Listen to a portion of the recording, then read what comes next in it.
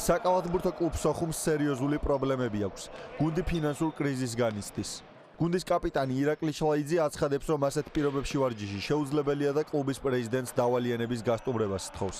6 თვის განმავლობაში უკვე არც ერთ მოთამაშეს ხელფასი არ აქვს აღებული. რაც შეეხება ჩვენ გუნდს, უკვე ძალიან ცუდი სიტუაციაა. ვარჯიშის ხალისიც აღარავის აქვს, აღარც თამაშის. არანაირი საშუალება აღარ აქვს ნორმალურად ვარჯიშის, არც ვიტამინების, არაფრის. მინდა ვთქო, მინდია გულვას, რომ რაღაცა დაგველაპარაკოს, მარტო დაპირება არ დატოვოს, ესეთი კარგი გუნდი არ დაიშალოს.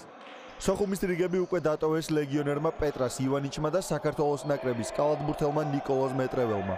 ორი ლეგიონერი ჯოშუა ჯექსონი და ჯერემი საიმონსი გუნდში რჩებიან, თუმცა სიტუაციის გამოუსწორებლობის შემთხვევაში წასვლა მათაც მოუწევთ.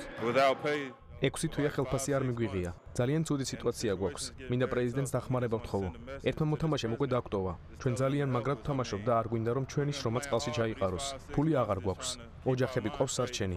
იმედია პრობლემებს თავს დავაღწევთ და კონცენტრაციას ჩემპიონატში გამოსვლაზე მოვახდენთ.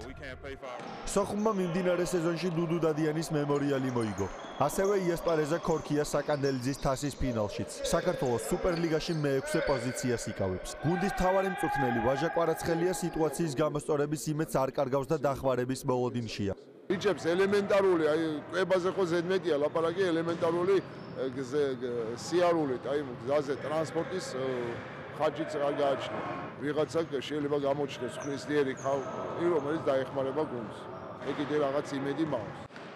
უცნაურია, მაგრამ ამ 6 თვის მანძილზე გუნდმა მატჩები მოთამაშეების პირადი სახსრებით ჩაატარა. თამაშებს დავდივარ ჩემი სახსრებით. არანაირი ენთუზიაზმი არ გვაქვს იმის, რომ მოვიგო თამაში და რაღაც პროსტა ჩვენ გავდივარ თამაშზე, ჩვენ გულშემატკივრებსაც პატივი და ჩვენ მოწინააღმდეგე გუნდსაც პატივი.